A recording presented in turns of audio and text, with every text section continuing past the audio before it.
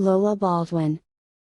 Aurora Lola Greene Baldwin, born in 1860, died on June 22, 1957, was an American woman who became one of the first policewomen in the United States. In 1908, she was sworn in by the City of Portland as Superintendent of the Women's Auxiliary to the Police Department for the Protection of Girls, later renamed the Women's Protective Division, with the rank of detective. Baldwin grew up in Rochester, New York, and taught in nearby public schools. She relocated to Lincoln, Nebraska, where she taught, then married. She, her husband, and their 2 sons later lived in several U.S. cities, where Baldwin engaged in volunteer social work related to unwed mothers and other young women in trouble. In 1904, when Baldwin was 44, the family moved to Portland, where her husband continued his dry goods career. Women's groups such as the Travelers' Aid Society, concerned that the Lewis and Clark Centennial Exposition, scheduled for 1905 in Portland, posed a danger to single women working at the fair, hired Baldwin to supervise a project to protect girls and women. Success at the fair led to similar work thereafter, and eventually to her hiring in 1908 as a police officer. Throughout her policing career, Baldwin stressed crime prevention and favored reform over incarceration.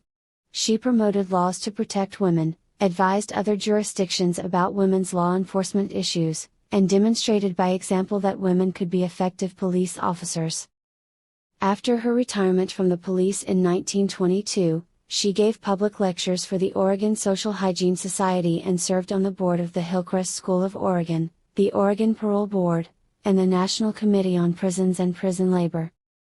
Baldwin, sometimes referred to as a municipal mother, died in Portland on June 22, 1957 at the age of 97. In 1904, Portland officials were preparing for the 1905 Lewis and Clark Centennial Exposition. Among their concerns was a possible influx of non-resident criminals to the city. Officials feared some would target young women and girls, and lure or coerce them into sexual activity, including prostitution.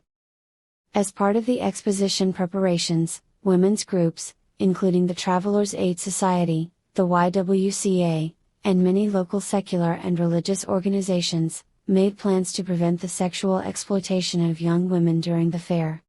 The Portland YWCA hired Baldwin as project supervisor with funds provided partly by the National Travelers' Aid Committee. She and her associates compiled lists of local lodging and working places they deemed safe for young women. When the exposition opened on June 1, 1905, volunteers met young women at Union Station and other entry points to the city and offered advice about lodging and employment. And in some cases other aids such as meal vouchers. Volunteers patrolled the exposition, especially venues such as risque sideshows, dimly lit structures, the beer garden, and the shooting gallery, carnival game, all of which they considered sexually dangerous. In her final report on the exposition, Baldwin reported that Travelers' Aid had helped 1,640 women and girls in various ways, including finding safe jobs for more than 500. After the fair ended, Baldwin retained a position with the local Travelers' Aid branch, based at the YWCA. Over the next 3 years, she continued the kinds of work she had done during the exposition, often helping runaways and young women with legal troubles.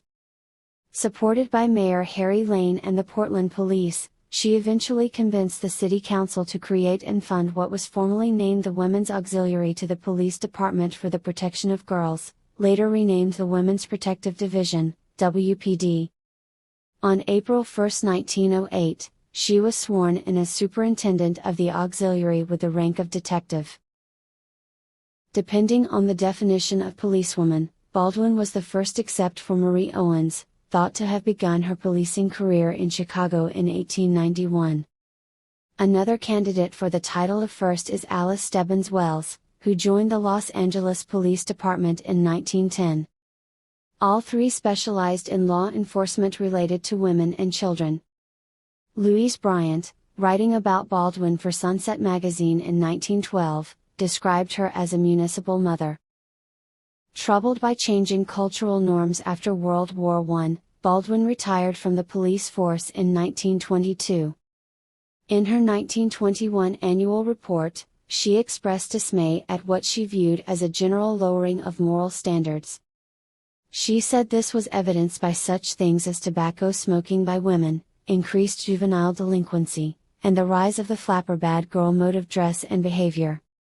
After her official retirement at age 62, Baldwin continued to lecture on venereal disease and vice for the Oregon Social Hygiene Society, served on the board of the Hillcrest School of Oregon, traveled to other cities to encourage formation of women's police divisions, served on the Oregon Parole Board as well as the National Committee on Prisons and Prison Labor, and continued to support the Women's Protective Division of the Portland Police.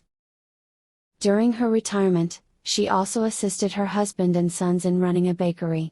LeGrand Baldwin died in 1941. Lola Baldwin died in 1957, at the age of 97. 100 years after Baldwin became a policewoman, Portland Mayor Tom Potter proclaimed April 1, 2008, to be Lola Greene Baldwin Centennial Day in honor of her achievements. Thanks for watching HerStory channel.